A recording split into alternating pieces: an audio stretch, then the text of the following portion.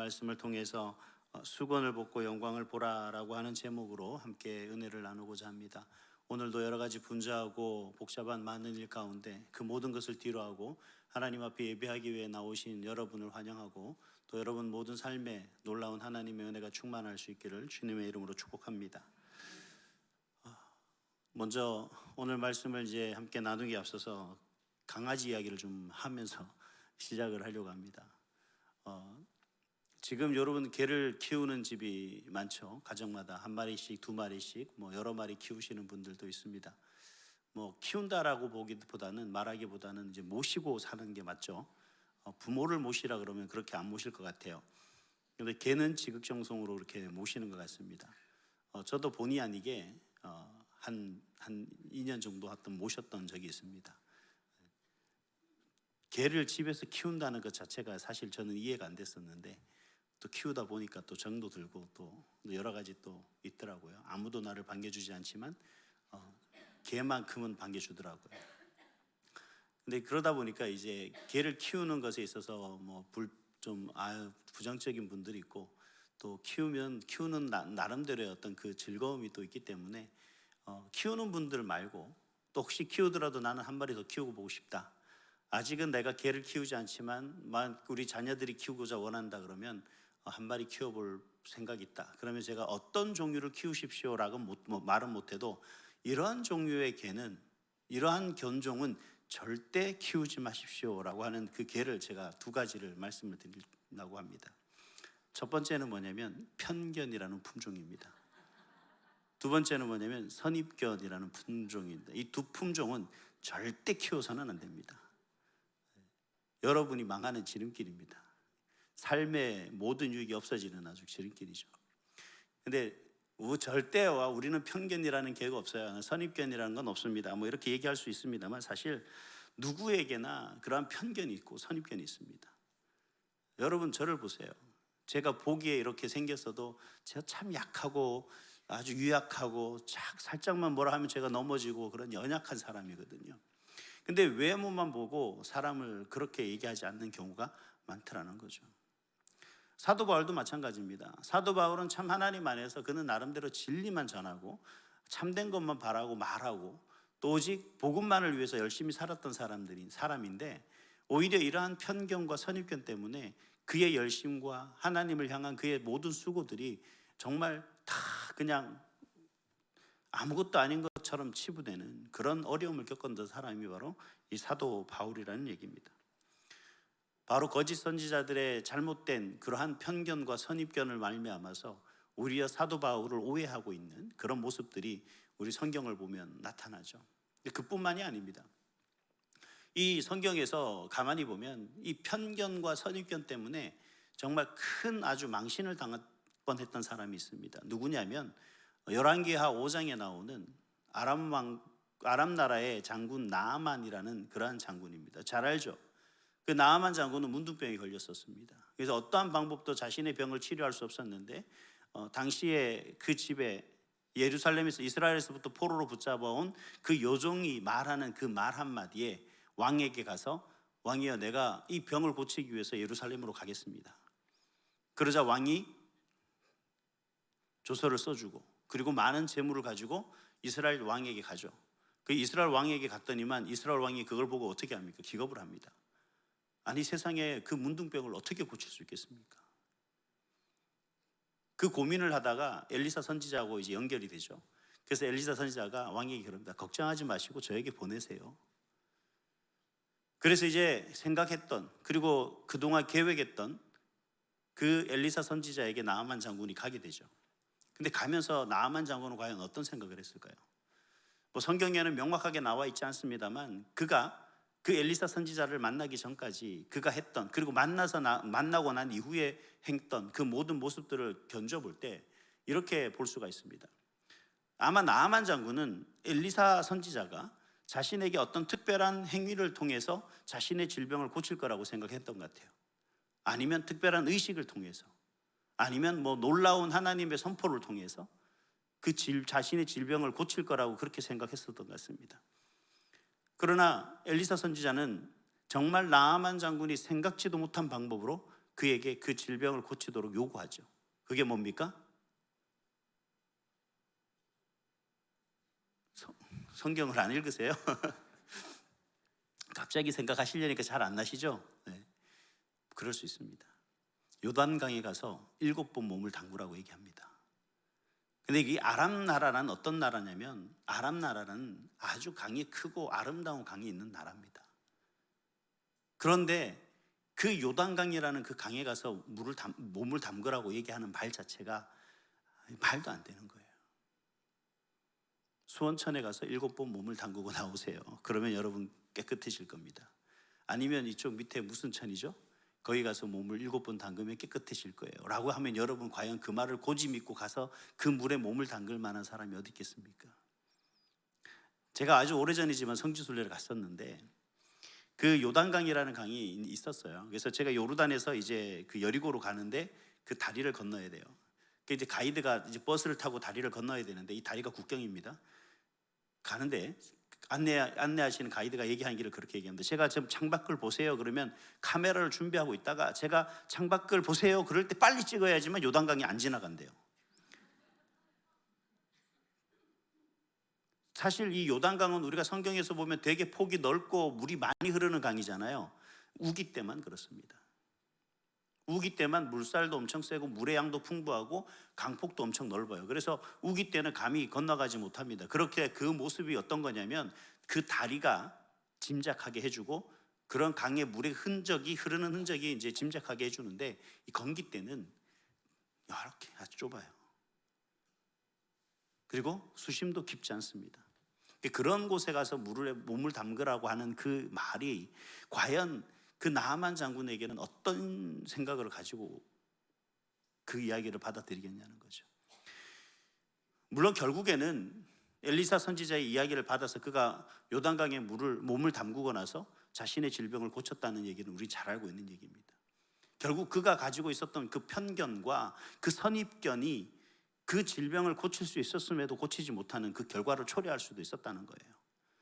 결국 편견과 이 선입견을 깨트려 버리니까, 벗어버리니까 그가 바라고 원하던 것을 이루어가는 그 모습을 우리에게 보여주는 한 부분이다라고 할 수가 있습니다. 여러분, 이처럼 편견이라는 것은 우리 마음을 막고 있고 우리 눈을 막고 있습니다. 그래서 이 편견과 선입견으로 말미암아 우리가 정말 느껴야 될 것들을 느끼지 못하고 우리가 바라봐야 될 것을 바라보지 못하는 그러한 모습들로 살아갈 수밖에 없게 만드는 거죠. 그렇기 때문에 여러분 개를 키워도 됩니다. 하지만 이 편견과 선입견은 절대 키우지 마시라는 겁니다. 오늘 본문의 말씀 속에서 이야기하고 있는 부분이 바로 이 선견과 편입견으로 말미암아서 하나님 말씀을 오해하고 있고 그리고 예수 그리스도의 가르침을 오해하고 있는 그 답답한 이스라엘 백성들에 대해서 이야기하고 있는 것을 볼 수가 있습니다. 오늘 본문에 나오는 첫 번째로 보면 이 고린도 교회 성도들의 현실적인 문제가 뭐였느냐 하는 질문을 할 수가 있습니다. 그 현실적인 문제를 간략하게 이야기하면 뭐예요? 마음의 수건이 덮인 백성들이다 라고 할 수가 있습니다. 그 마음의 수건이 어떤 건지는 알 수 없겠지만 제가 오늘 간략하게 편견과 선입견이라고 이야기했지만 사실 우리는 어떤 수건으로 내 마음을 덮고 있고 내 눈을 가리고 있는지는 잘 모르죠. 각자가 알 겁니다. 우리가 살아가는 모습 속에서 사실 우리가 하나님이 우리에게 주시는 그 은혜 속에 살아가는 그 삶의 모습은 진정한 행복은 뭐라고 생각하십니까?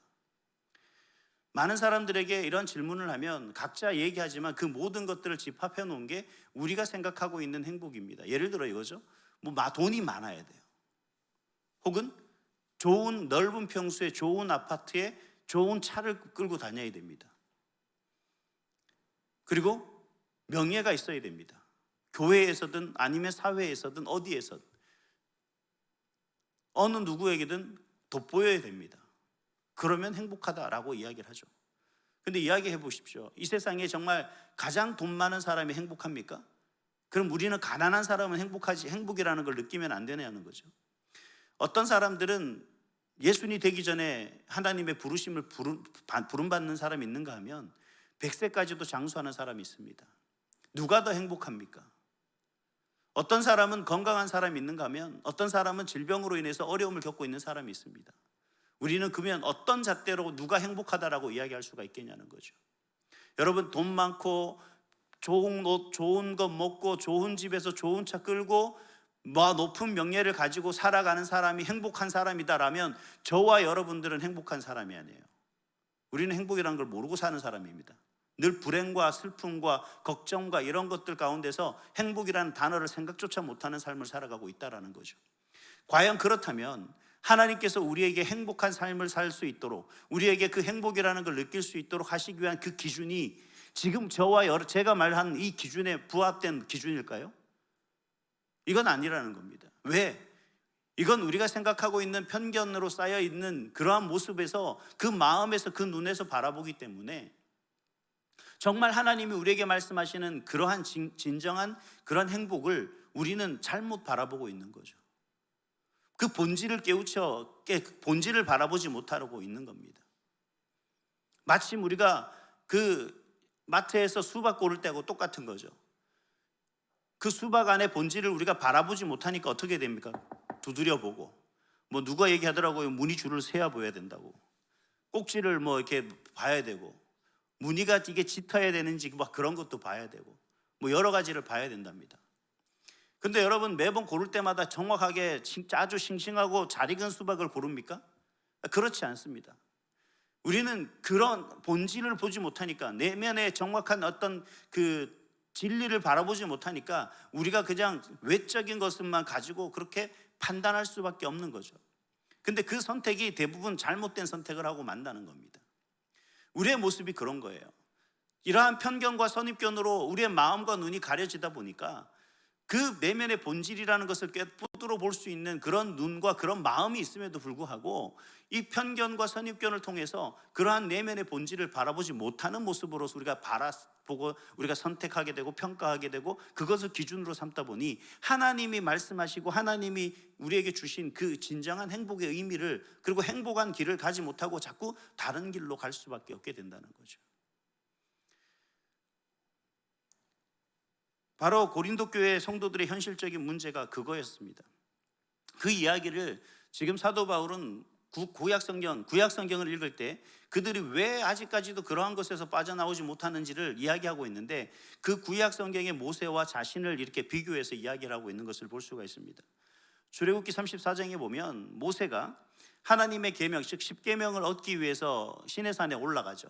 그때 그 과정 속에서 하나님이 주시는 그 놀라운 은혜 가운데 그의 얼굴에서 광채가 납니다. 그래서 백성들이 그 모세에게 뭐라고 요구하냐면, 그 광채가 너무 밝게 빛나니까 우리가 두렵다, 그러니 그 얼굴을 좀 가려라 라고 해서 그 얼굴을 가렸던 게 모세였습니다. 반면 그 바울은 그런 것이 아니었어요. 잠깐 자신의 광채는 잠깐 빛나겠지만 금방 사라지기 때문에 그는 굳이 얼굴을 덮을 필요가 없다라고 이야기를 하고 있는 거죠. 근데 얼굴의 광채, 이게 중요한 것이 아니라 어디에 지금 마음이 가 있냐면 수건에 마음이 가 있다는 거예요. 본질이 뭔지 모르고, 아니 그 마음에 수건이 덮여 있고 그 눈이 수건으로 덮여 있다 보니까 그 본질을 깨닫지 못하고 하나님의 진정한 말씀, 하나님의 백성들을 향한 하나님의 뜻을 그들이 온전히 깨닫지 못하고 있는 그 모습을 이야기해 주고 있는 겁니다. 고린도 교회의 현실적인 문제들이 이러한 많은 문제들로 말미암아서 그들이 방황하게 되고 그들이 잘못된 길로 걸어가게 되고 참된 진리를 바로 보지 못하는 그런 여러 가지 모습들을 바라보게 되는 거죠. 그래서 그들은 고린도 교회 하면 사실은 많은 문제들이 드러났던 교회다라고 그렇게 얘기할 수밖에 없게 되는 겁니다. 주님께서 십자가에 달리시면까지 우리에게 주고자 했던 것이 무엇입니까? 정말 하늘의 영광이 얼마나 놀라운 것인가를 우리는 모세를 통해서, 바울을 통해서 봤음에도 불구하고 그런 하나님의 영광을 바라보기보다는 오히려 그 영광이 두렵고 그 영광의 본질이 우리 가운데 참 찬란한 것이 아니라 오히려 그것을 두려워하며 그것을 회피하려고 수건으로 그것을 가리고 있는 모습들이 있다는 겁니다. 그리고 나서 이 땅의 것에서 구하려고 하는, 이 땅의 것에서 찾으려고 하는 것으로 우리가 찾으려고 하다 보니 하나님이 바라고 원하시는 것이 아니라, 하나님이 우리에게 주신 것으로 취해서 그것으로 우리의 행복을 삼는 것이 아니라 가려진 그 마음과 그 눈으로 말미암아서 이 세상 것을 자꾸 바라보게 되는 거죠. 그리고 그것을 나의 기준으로 삼는다는 겁니다. 그래서 저나 여러분이나 행복이라는 게 뭡니까? 얘기하면 물질을 얘기합니다. 평안을 이야기합니다.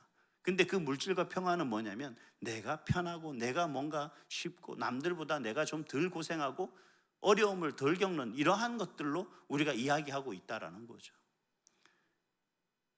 그런 기준으로 본다면 이 세상에는 아무도 행복한 사람이 없게 되는 거예요. 그래서 우리가 우리의 현실적인 문제가 뭐예요? 그래서 뭐냐면 우리는 항상 문제가 있는 거죠. 그래서 뭐예요? 항상 이 문제를 어떻게 하면 해결할까? 내가 고난을 겪고 있어요. 이 고난을 어떻게 해결할까? 내 마음에 뭔가 모를 그 수건으로 말미암아 다 가로막혀 있고 내가 바라봐야 될 것을 온전히 바라보지 못하도록 가로막혀 있는 그 수건 때문에 진정한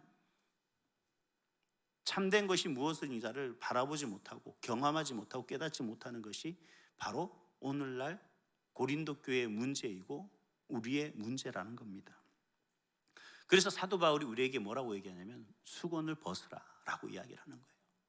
고린도 교회 성도들에게 이야기를 하는 겁니다. 수건을 벗으라. 너희 마음을 막고 있는 수건을 벗어라. 내 눈을 덮고 있는 수건을 벗기라 라고 그렇게 이야기를 합니다. 그러면서 이 사도 바울은 오늘 본문에서 그 수건을 벗어야 되는 이유에 대해서 이야기하고 있는 것을 볼 수가 있습니다. 수건을 벗어야 하는 이유는 이렇게 얘기할 수가 있어요. 수건을 벗어버려야만 주의 영광을 볼 수 있다라는 사실입니다. 구체적으로 좀 세 가지로 이야기를 하면 먼저는 뭐냐면 수건을 벗어야만 자유함이 있습니다. 오늘 본문 17절을 다시 한번 같이 읽겠습니다. 시작. 주는 영이시니 주의 영이 계신 곳에는 자유가 있느니라. 여기서 말하는 이 자유는 헬라어로 엘유데리아라는 단어인데 이 엘유데리아라는 단어는 두 가지의 의미를 가지고 있습니다. 하나는 소극적인 의미이고 하나는 적극적인 의미입니다. 이 소극적인 의미는 이런 거죠. 죄, 율법, 노예, 억압 아니면 우리를 옥죄고 있는 어떤 여러 가지 문제들, 고통들, 그런 두려움들, 어떤 공포들 이러한 것으로부터 벗어났을 때 자유함을 느끼게 된다라면 이런 얘기입니다. 다시 말하면 이런 겁니다. 제가 어렸을 때 저희 부모님하고 농사를 지을 때 저희 부모님이 연세도 많으시고 어머님이 편찮으셨기 때문에 제가 농사일을 자주 도와드려야 됐습니다. 그때 일요일이 되면 교회도 가야겠지만 이 친구들하고 놀고 싶은데 친구들이 지나다니면서 놀러 가자라고 얘기를 해요. 그러면 가고 싶은데 어떻게 되냐면 농사일을 도와야 되니까 못 가는 거예요. 얼마나 가고 싶었겠습니까? 밭일 같은 거 할 때는 비가 오면 못 하잖아요. 오늘 비가 안 오나 그 생각을 하는 정도로 그렇게 하다가 농사일을 끝내고 일찍 끝내고 놀러 가라고 얘기하면 그렇게 좋을 수가 없어요. 노는 게 제일 좋아요. 저는 공부가 쉽다, 공부가 재밌다는 사람은 이해를 못 하겠어요. 노는 게 이렇게 좋은데 어떻게 공부가 재밌고 즐거울 수가 있죠? 바로 이런 겁니다. 이 적극적인 의미는 이런 거예요. 내가 하고 싶은 것, 내가 즐기고 싶은 것 이러한 부분에서 내가 마음껏 그것을 통해서 자유롭게 할 수 있는 그 모습들이라는 겁니다. 이걸 좀 신앙적인 모습들로 한다면 우리가 소극적인 건 뭐냐면 먼저 율법적인 어떤 부분들에 얽매여 갖고 있다가 이건 하지 마세요, 이건 하지 마세요, 이건 해서는 안 됩니다, 이렇게 하면 안 됩니다, 저렇게 하면 안 됩니다 하는 것들이 해방됐을 때 그게 자유거죠. 이게 소극적인 의미입니다. 그럼 신앙적으로 좀 적극적인 의미는 어떤 거냐면 자유함이라는 건 어떤 거냐면 정말 하나님 앞에 찬양하고 하나님의 말씀을 듣고 성경 공부를 참여하고 내가 뭔가 기도하는 일이 너무 좋아요. 그래서 어느 누구의 방해도 받지 않고 내가 마음껏 그 일을 할 수 있는 것, 이게 바로 진정한 의미의 자유이라는 것이죠. 이 자유함은 수건을 벗을 때 가능하다라는 겁니다. 왜냐하면 이런 거예요. 여러분, 우리가 오늘 찬양단도 쓰고 성가대도 쓰고 또 여러분도 찬양을 하고 정말 우리 마음에 많은 그런 어떤 행위들이 있었습니다. 지금 설교를 듣고 있고 이후에 또 우리가 기도하겠죠.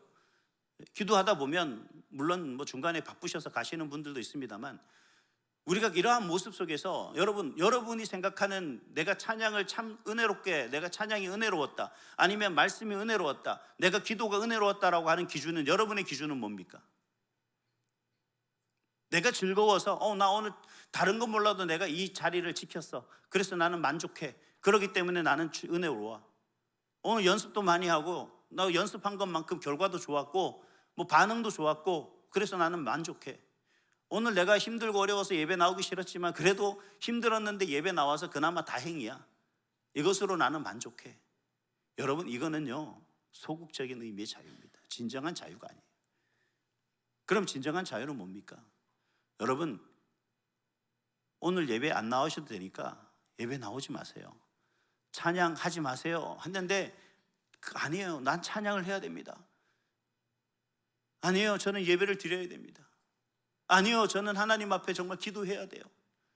이게 제일 좋아요. 이거 안 하면 저 죽어요 라고 하는 그 마음속에 그러한 자유와 그런 하나님을 향한 그 마음의 열정들이 우리 가운데 충만한 것, 이게 바로 적극적 의미의 자유입니다. 그 자유는요 세상적인 어떤 규정도 규제도 적용되지 않습니다.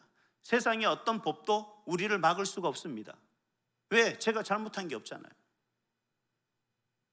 그래서 우리는 자유라는 걸 잘못 생각하고 있어요. 목사님, 예배 나오고 안 나오고는 제 자유 아니겠어요? 내가 찬양을 못하는 것, 안 하는 것 제 자유 아니겠습니까?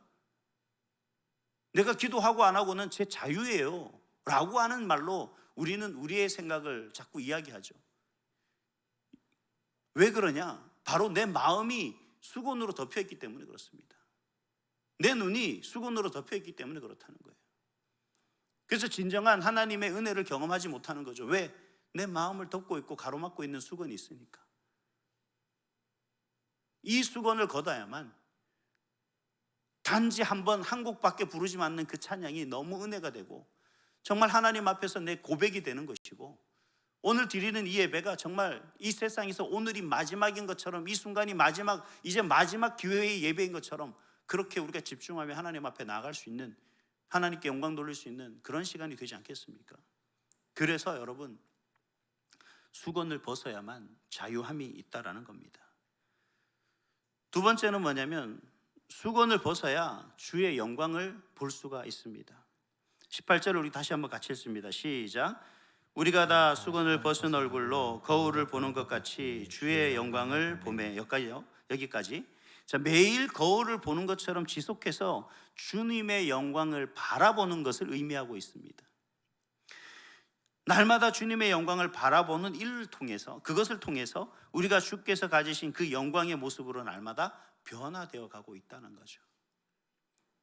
여러분, 동화된다라는 말을 아시지 않습니까? 이게 동화된다라는 게 이런 거예요. 내가 뭔가에 집중하고 뭔가에 관심을 가지게 되면 나도 모르게 자꾸 그것이 우선순위가 될 수밖에 없죠. 나는 뭔가에 빠지기 시작하면 뭐예요? 나도 모르게 자꾸 그러한 것에 동화되어 가고 있는 겁니다. 그게 음식이 될 수도 있고, 아니면 그게 대중매체가 될 수 있고, 그게 유튜브가 될 수 있고, 그것이 뭐 여러 가지 다른 어떤 운동이나 이런 거겠죠. 제가 예전에 축구에 미쳤을 때는 정말 찬양인도 끝나고 도망가고 가서 축구하고 그랬었거든요. 청년 때, 목사 때는 안 그랬습니다. 청년 때 그 정도로 제가 했었던데, 여러분, 우리의 마음이 가 있는 곳이 결국 뭐가 되는 거예요? 그것이 바로 나를 가로막고 있는 바로 그러한 수건이 되는 거죠. 근데 이 수건을 벗어야만 뭘 할 수 있냐면 주의 영광을 바라볼 수가 있는 거죠.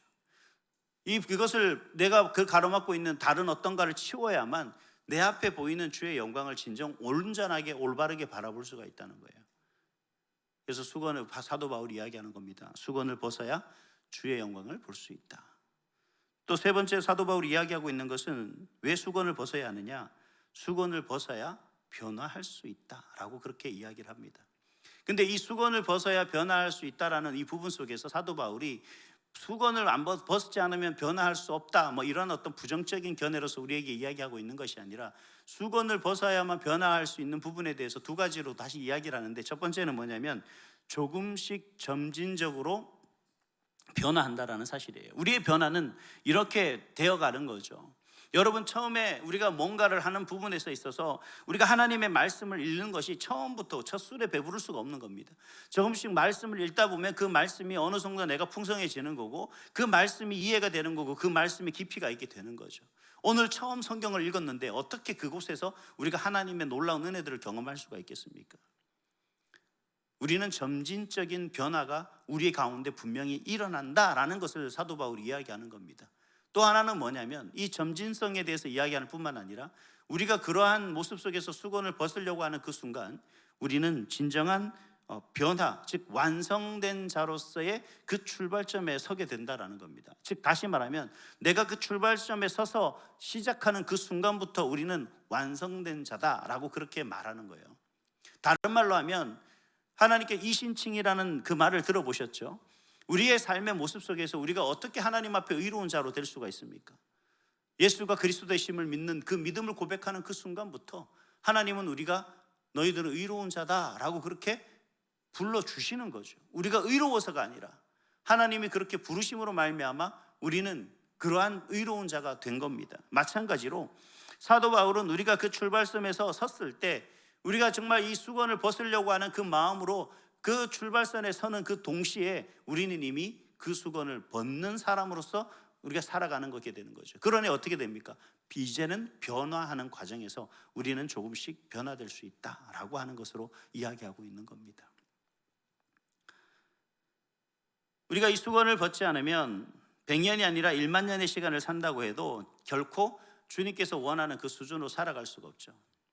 그리고 우리가 지금의 모습보다 더 나은 모습으로 좀 더 성숙한 신앙인으로, 성장하는 신앙인으로 우리가 거듭나려고 해도 사실 잘 변화되지 않는 이유는 뭘까요? 바로 이겁니다. 여전히 내 마음을 가리고 있는, 그래서 내가 은혜를 받고도 그것이 은혜인 줄 모르고, 내 눈을 가리고 있는 것을 통해서 정말 그게 하나님의 인도하심인지 모르고, 그것을 경험하지 못하고 있기 때문에, 깨닫지 못하고 있기 때문에 우리는 성장과 성숙이 더뎌질 수밖에 없는 거예요.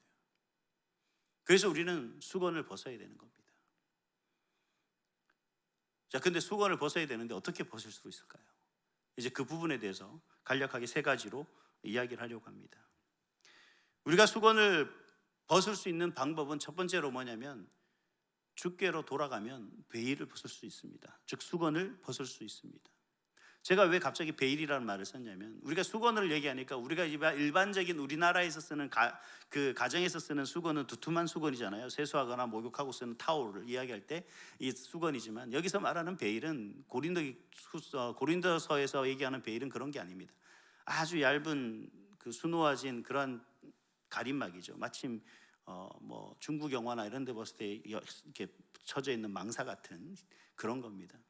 그래서 지금도 하나님의 교회, 안성홍 증인회 같은 그런 곳에 가면 토요일 날 그들은 예배를 드리는데 여자들이 그 베일을 이렇게 씁니다. 왜냐하면 고린도전서에 나와 있는, 고린도서에 나와 있는 그 모습들, 그들이 정말 진정한 하나님 주의 은혜를 깨닫지 못한 어리석은 그들이 선인견과 편입견으로 말미암아 만들어진 그러한 오해로 빗대어진 모습들을 마침 그게 성경이라고 잘못 생각하고 해석해서 여성들은 그 베일을 쓰고 예배를 드리고 있다라는 거죠. 우리가 좀 그런 걸 보면 참 안타까운 사람들인데, 불쌍한 영혼들인데, 거기에 미혹되는 사람들은 도대체 뭔가요? 여러분 감사하시기 바랍니다. 그런 것에 미혹되지 않고, 저는 잘 모르겠어요. 여러분들이 아주 성경에 능통해서 그러한 것들에 대해서, 이단들에 대해서 빠지지 않았는지, 아예 아무것도 모르기 때문에 아예 상종을 안 했는지는 모르겠습니다만, 어쨌든 지금 이 자리에 하나님께 예배드리며 나갈 수 있는 그 은혜가 우리에게 주신 하나님의 특별한 은혜 아니겠습니까? 감사한 것 같아요. 저도 예전에 몰랐고 저희 주변에 많은 이단들이 있었음에도 불구하고 하나님이 진정한 진리가 뭔지, 옳은 진리 속에서 제가 신앙생활을 할 수 있도록, 이렇게 이어갈 수 있도록 하신 것, 정말 큰 은혜인 줄 믿습니다. 여러분, 그러나 우리가 이 베일을 벗기 위해서 뭘 해야 되냐면, 주께로 돌아가면 베일을 벗을 수 있다는 사실이에요. 이걸 먼저 잘 생각해야 됩니다. 우리가 자꾸 뭔가를 하려고 하는 어떤 그 모습 속에서는 그게 이루어지지 않아요. 우리가 보세요. 우리가 많은 그 사람들이, 세상 사람들은 참 엉뚱하게도 진리를 찾기 위해서 여러 가지 많은 방법들을 동원합니다. 과학이라는 힘을 하고, 아니면 뭐 일반 여러 가지 샤머니즘이나 아니면 여러 가지 이야기들로 마침 그런 것들이, 그 이야기들이 진짜인 것처럼 그렇게 꾸미고 이야기하는 모습들도 볼 수 있습니다. 그들은 금욕적인 수행을 하고 특별한 고행을 하고 또 종교를 만들고 해서 뭔가 나름대로 그들이 바라고 원하는 것을 찾아 나가려고 하지만 그냥 안타깝게도 모두 다 실패하고 맙니다. 왜? 그런 것들이 진리가 아니기 때문에 그렇다는 거죠. 그런데 바울은 오늘 분명하게 우리에게 이야기하고 있는 게 뭐냐면, 왜 수건을 벗어야 되는지를 이야기하면서 수건을 벗는 아주 쉬운 방법, 가장 명료한 방법을 우리에게 이야기하고 있습니다. 그것은 다름 아니라 내가 벗으려고 하는 것이 아니라, 내가 내 마음을 가로막고 있고 가리고 있고 내 눈을 가리고 있는 그 수건을 내가 벗으려고 하는 것이 아니라 언제든지 주께로 돌아가면 그 수건이 벗어진다 라고 그렇게 말하고 있습니다. 여러분, 우리의 방향이, 내 삶의 모든 방향이, 내가 가지고 있는 그 가치관의 목적이 자꾸 세상적인 것, 내 기준과 내 잣대가 아닌 하나님께로 방향을 돌리시기만 하면, 주님께로 방향을 돌리기만 하면 그 수건이 어떻게 된다고요? 벗겨질 수밖에 없는 거예요. 근데 내가 하려고 하니까 그게 잘 어려운 거고 힘든 거고 잘 안 되는 겁니다. 내 의지로 하려고 하면 안 되는 거예요.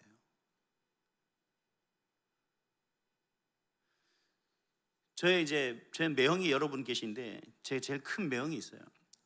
계시죠? 그 매형이 계신데, 이제 한 번은 이렇게 얘기를 하다가 보니까 이제 그 매형이 담배를 끊는다, 이제 끊으려고 시도를 하신다, 그런 얘기를 해요. 그래서 아니 담배를, 그러고 나서 이제 얼마 있다가 담배를 끊었어요. 근데 집에 가니까 재떨이가 있어요. 그리고 책상에 조만한 책상을 놓고 재떨이와 담배를 한 개피 정도 싹 빼놓고 옆에 라이터를 놔둔 거예요. 이 양반 담배를 끊었다고 했는데 왜 이렇게 놔뒀냐? 그럼 어제 그 다음 날 뭐 같이 어디 가자고 이제 차를 탔는데 차에도 담배가 또 있는 거예요. 그래서 제가 물어봤어요. 아니 담배 끊었다고 하지 않았냐? 그러니까 담배 끊었대요. 근데 이거 왜 이렇게 집에도 있고 차에도 있고 그랬냐? 그러니까 그 회사에 가면 자기 책상이나 캐비넷 다 있대요. 그 왜 그러냐니까 내 의지를 시험하려고. 내가 끊었는데 너 나 유혹해봐. 내가 너 피냐 안 피나, 이렇게 한다는 거죠. 야, 그렇게까지 살아야 되나? 그냥 안 피면 안 되는 건가? 여러분, 우리는 그렇게 우리가 여러분 웃을 게 아니라 우리는 그 목적으로 살아가는 거예요. 아주 쉬운 거예요. 하나님께만 마음을 방향을 돌리고 우리가 그 하나님만 바라보면, 그 하나님께 마음을 열면 하나님이 우리를 가리고 있는, 마음을 가리고 눈을 가리고 있는 그 수건을 벗긴다 하셨는데, 우리는 자꾸 내가 내 방법으로 살다 보니 그렇게 피곤하게 사는 거죠. 밥 먹으면서 그 담배를 보면서 밥을 먹을 거 아니에요. 뭘 하면서도 계속 거길 쳐다보고 네가 이기나 내가 이기나, 그 모습이 너무 안타까운 거죠. 그래서 사도 바울은 그러한 모습 속에서 16절, 17절, 18절에 간략하게 뭐라고 얘기하냐면 이렇게 얘기합니다. 16절에 보니까 언제든지 주께로 돌아가면 그 수건이 벗겨지리라 라고 얘기합니다. 그리고 17절에 보면 주의 영이 계신 곳에서 자유함이 있느니라. 18절에 우리는 다 수건을 벗은 얼굴로 라고 하는 이런 표현들을 통해서 그 수건을 벗는 게 내가 벗으려고 해서 벗어지는 것이 아니라, 그동안 우리가 바라보지 않고 있던 내 수건이 내 마음과 눈을 가려서 내가 바라보지 못하고 있던 그 주님을 바라보는 그 순간 내 마음을 가리고 있던, 내 눈을 가리고 있던 수건들은 다 벗겨지게 될 것이다 라고 그렇게 이야기하고 있는 겁니다. 사랑하는 성도 여러분, 바라기는 우리의 마음이 내 눈을 가리고 있는 그 수건 때문에 그 하나님이 비록 희미하게 보일지 모르겠지만, 하나님의 은혜가 아주 미미하게 경험될지는 모르겠지만, 그럼에도 불구하고 여러분 하나님을 바라보시기 바랍니다. 그러면 여러분의 마음을 가로막고 있던, 덮고 있던 그 수건이 벗겨지는 줄 믿습니다. 두 번째는 뭐냐면, 나를 꺾어야 베일을 벗을 수 있습니다. 이 전제는 앞에 있는 첫 번째 말씀드렸던 것에 전제해서 두 번째의 모습입니다. 14절에 보니까 다시 한번 14절 말씀을 보면, 같이 읽어보면 이렇습니다. 시작. 그러나 그들의 마음이 완고하여 오늘까지도 그때 그 수건이 벗겨지지 아니하고 있으니 그 수건은 그리스도 안에서 없어질 것이라. 아멘. 지금 여기서 말하고 있는 그 모습을 보면 이스라엘 백성들이 왜 진리에 도달하지 못했느냐, 그것은 다름 아니라 완고한 마음 때문이다 라고 그렇게 이야기를 했습니다. 완고한 마음은 어떤 뜻이냐 하면, 이 완고하다라는 마음은 완전 딱딱하게 굳어 있는 거예요. 그래서 도저히 깨트릴 수 없는 겁니다. 왜 여러분 그거 있잖아요. 우리가 이야기할 때 어떤 그 다른 사람들에게 뭔가를 얘기할 때 완전 아예 그냥 뭐 말이 통하지 않는 사람들, 이런 사람들은 뭐냐면 자신의 고정관념과 자신의 생각이 분명해서 누군가에 대한 어떤 혹은 지독한 자기 고집 때문에, 강한 자기 주장 때문에 아무리 얘기해도 듣지 않는 사람들이죠. 이러한 사람들을 우리는 완고하다라고 얘기하죠. 그 완고하다는 말의 의미가 바로 그겁니다. 이게 왜 완고하냐면, 우리가 옳은 내 마음에 그리고 내 눈에 수건이 덮였기 때문에 완고해질 수밖에 없는 거예요. 왜냐하면 본질을 바라보지 못하니까.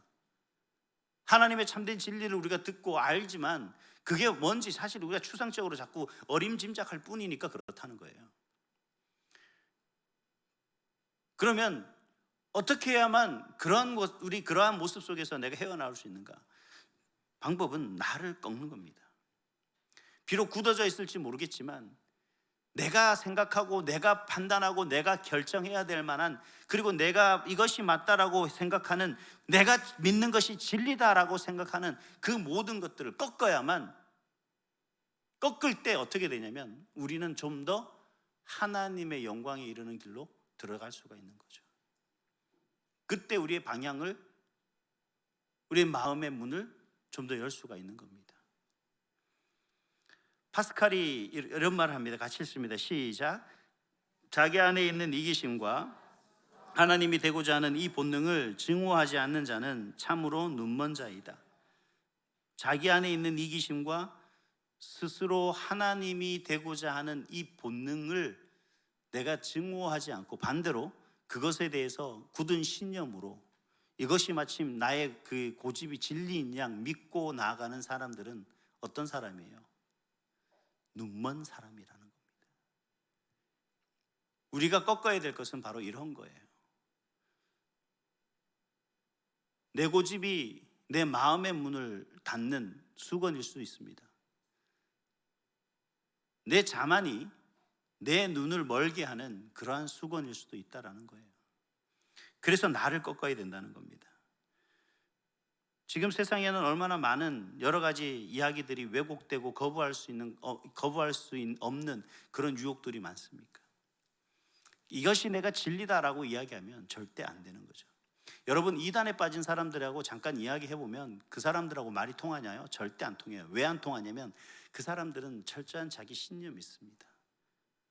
그들은 그들이 믿는 그것이 진리다라고 생각하기 때문에 그 관념이, 고정관념이 깨지지 않는 거예요.